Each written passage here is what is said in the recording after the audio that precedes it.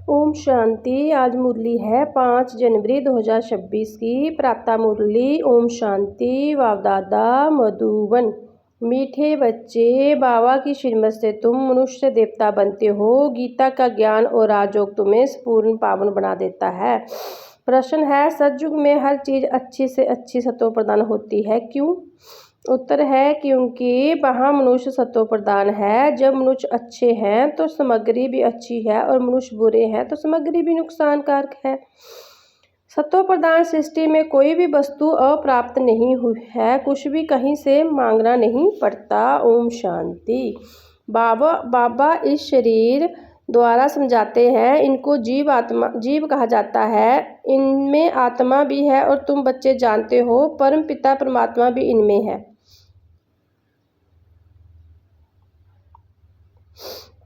ये तो पहले पहले पक्का होना चाहिए, इसलिए इनको दादा भी कहते हैं। ये तो बच्चे को निश्चय है, इस निश्चय में ही रमन करना है। बरोबर बाबा ने जिसमें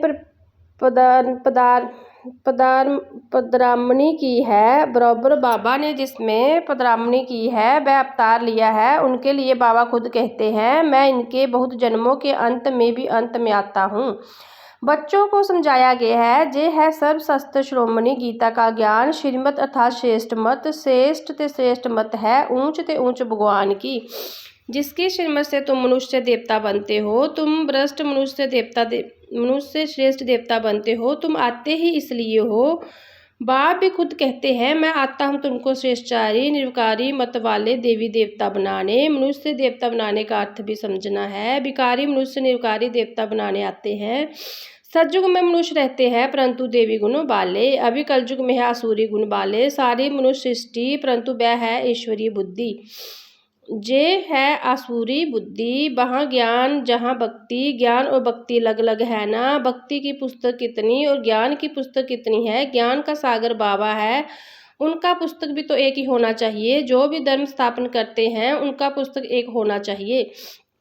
उनको रिलीजियस बुक कहा जाता है। पहला रिलीजियस बुक है गीता, श्रीमद् भगवत गीता। जे भी बच्चे जानते हैं, पहले आदि सनातन देवी देवता धर्म था, ना कि हिंदू धर्म।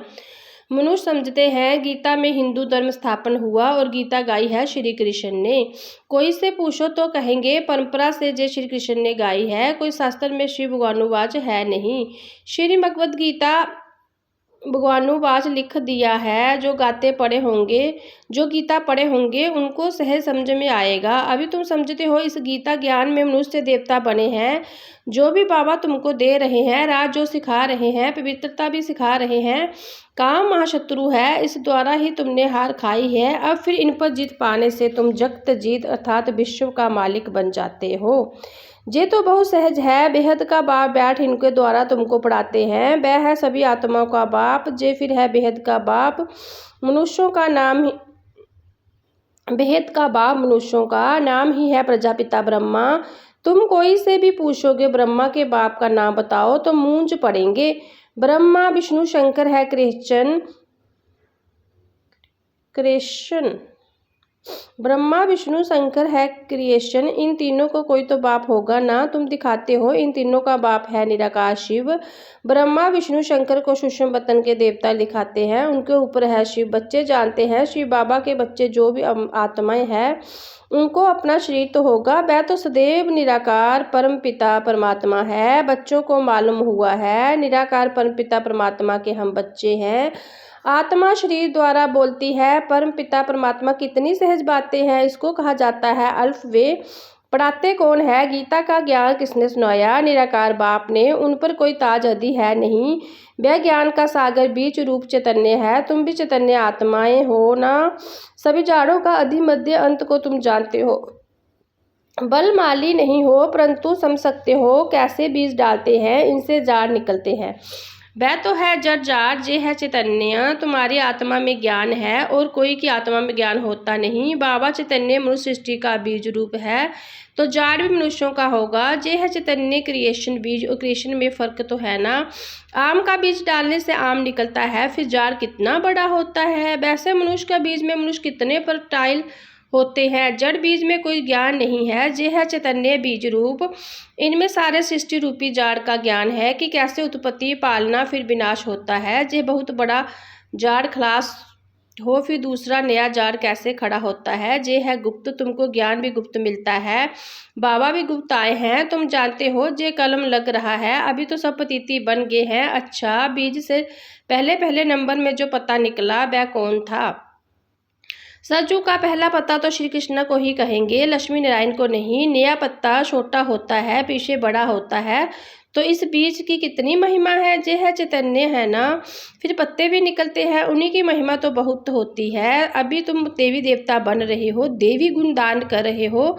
मूल बात ही ये है कि तुमको देवी गुण दान करने हैं, इन जैसा बनना है। चित्र भी है, जे चित्र ना होते तो बुद्धि में ज्ञान ही नहीं आता। ये चित्र बहुत काम में आते हैं। भक्ति मार्ग में इन चित्रों की भी पूजा होती है और ज्ञान मार्ग में इन चित्रों से तुमको ज्ञान मिलता है कि एक ऐसा बनना है। भक्ति मार्ग में ऐसा नहीं समझते कि हमको ऐसा बनना है। भक्ति मार्ग में मंदिर कितने बनते हैं। सबसे जास्ती मंदिर किसके होंगे? जरूर शिव बाबा के होंगे, जो बीज रूप है। फिर उसके बाद पहली क्रिएशन के मंदिर होंगे। पहली क्रिएशन जय लक्ष्मी नारायण है। शिव के बाद इनकी पूजा सबसे जास्ती होती है। माताएं तो ज्ञान देती हैं, उनकी पूजा नहीं होती। वह तो पढ़ाती है ना, बाबा तुमको पढ़ाते हैं, तुम किसकी पूजा नहीं करते हो? पढ़ाने वाले की अभी पूजा नहीं कर सकते। तुम जब पढ़कर फिर अनपढ़ बनेंगे तब फिर पूजा होगी। तुम सो देवी देवता बनते हो, तुम ही जानते हो। जो हमको ऐसा बनाते हैं उनकी पूजा होगी, फिर हमारी पूजा होगी नंबरवार। फिर गिरते गिरते पांच तत्वों की भी पूजा करने लग पड़ते हैं। शरीर पांच तत्वों का है ना, पांच तत्वों की पूजा करो, जा शरीर की करो, एक हो जाती। ये तो ज्ञान बुद्धि में है। जय लक्ष्मी नारायण सारे विश्व के मालिक थे। फिर इन देवी देवताओं का राज्य नई सृष्टि पर था, परंतु वह कब था ये नहीं जानते। लाखों वर्ष कह देते हैं। अब लाखों वर्ष की बात तो कभी किसी की बुद्धि में रह ना सके। अभी तुमको स्मृति है, हम आज से 5000 वर्ष पहले आदि सनातन देव देवता धर्म के थे। देव देवता धर्म वाले फिर और धर्मों में कन्वर्ट हुए हैं। हिंदू धर्म कह नहीं सकते, परंतु पतिती होने कारण अपने को देवी देवता कहना शोभता ही नहीं। अपवित्रता को देवी देवता कह ना सके। मनुष्य पवित्र देवियों की पूजा करते हैं तो जरूर खुद अपवित्र है, इसलिए पवित्र के आगे माथा झुकाना पड़ता है। भारत में खास कन्याओं को नमन करते हैं, कुमारियों को नमन नहीं करते। फीमेल को नमन करते हैं, मेल को नमन क्यों नहीं करते? क्योंकि इस समय ज्ञान भी पहले माताओं को मिलता है, बाप इनमें प्रवेश करते हैं। जे भी समझते हो बरोबर, जे ज्ञान की बड़ी नदी है। ज्ञान नदी भी है, फिर पुरुष भी है। जे है सबसे बड़ी नदी। ब्रह्मा विष्णु शंकर ये सबसे बड़ी, जो कलकत्ता तरसागर में जाकर मिलती है। मेला भी वहाँ लगता है, परंतु उनको ये पता नहीं कि ये आत्मा और परमात्मा का मेला है। वह तो पानी की नदी है जिस पर नाम ब्रह्मपुत्रा रखा है। उन्होंने तो ब्रह्मा ईश्वर को कहा हुआ है, इसलिए ब्रह्मपुत्रा को बहुत पावन समझते हैं। बड़ी नदी है तो पवित्र भी वही होगी।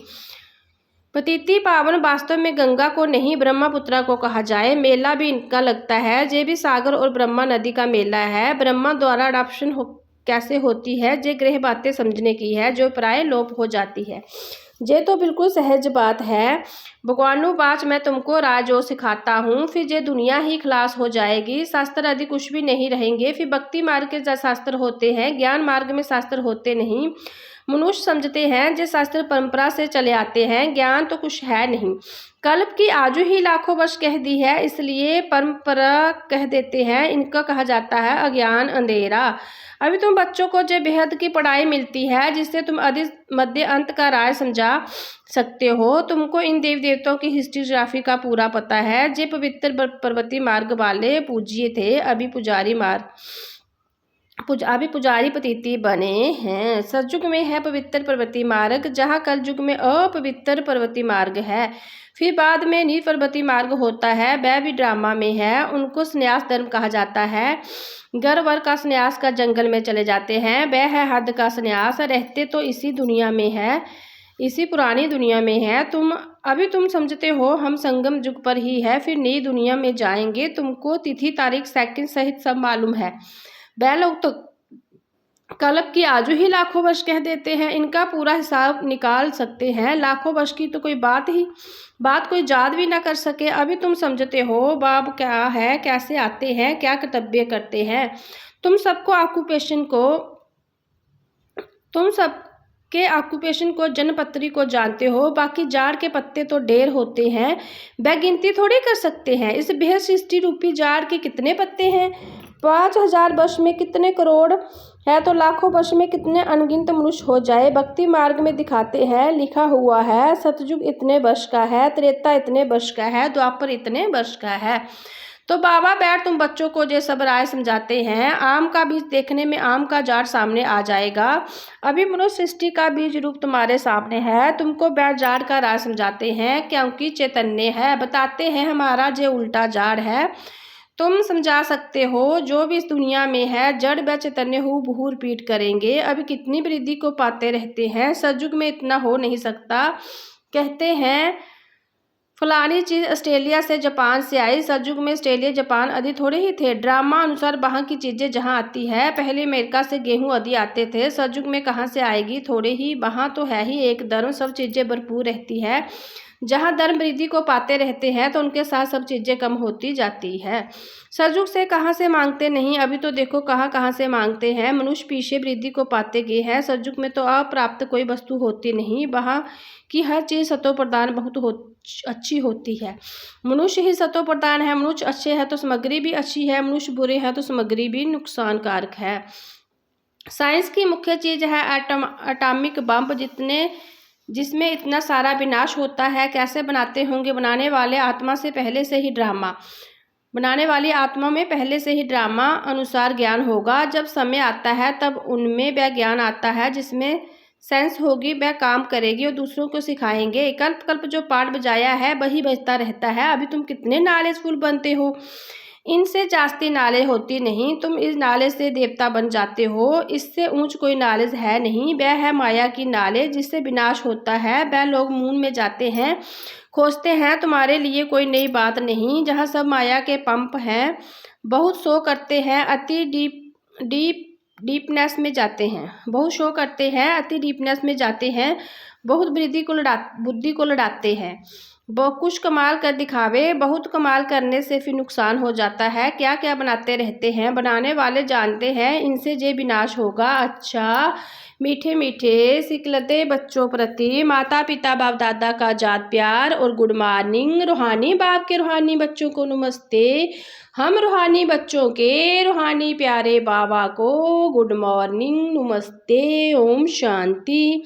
धारणा के लिए मुख्य सार, गुप्त ज्ञान का सिमरन कर हर्षित रहना है। देवताओं के चित्रों के सामने देखते उन्हें नमन बंदन करने के बजाय उन जैसा बनने के लिए देवी गुण दान करने हैं। सृष्टि का बीज रूप बाप और उनकी चैतन्य क्रिएशन को समझ नॉलेजफुल बनना है। इस नॉलेज से बढ़कर और कोई नॉलेज नहीं हो सकती। इसी नशे में रहना है। वरदान है एक बाप दूसरा ना कोई। इस पाठ की स्मृति में एक रस सिद्धि बनाने वाले श्रेष्ठ आत्मा बब। एक बाप दूसरा ना कोई। जे पाठ निरंतर याद हो तो सिद्धि एक रस बन जाएगी, क्योंकि नाले तो सब मिल गई। अनेक पॉइंट है लेकिन पॉइंट होते हुए पॉइंट रूप में रहे। जे है उस समय का कमाल, जिस समय कोई नीचे खींच रहा है। कभी बात नीचे खींचेगी, कभी कोई व्यक्ति, कभी कोई चीज़, कोई बाजूमंडल। ये तो होता होगा ही, लेकिन सेकंड में जब सब विस्तार समाप्त हो, एक स्थिति रहे, तब कहेंगे श्रेष्ठ आत्मा बब के वरदानी। स्लोगन है नॉलेज की शक्ति दान कर लो तो विघ्न पार करने के बजाय हार खा लेंगे। व्यक्ति सारे इस व्यक्ति मास में बंधन मुक्त रह जीवन मुक्त स्थिति का अनुभव करो। अभी बाप सब ऐसे मुक्त बन, मास्टर मुक्तिदाता बनो जो सब आत्माएं प्रकृति भक्त मुक्त हो जाए। अभी ब्रह्मा बाप इसी एक बात में डेट कॉन्शियस है कि मेरा एक एक बच्चा कब जीवन मुक्त बनेगा। ऐसा नहीं समझना कि अंत में जीवन मुक्त बनेंगे, नहीं। बहुत काल में जीवन मुक्त स्थिति का अभ्यास बहुत काल जीवन मुक्त राज्य भाग्य का अधिकारी बनाएगा। ओम शांति।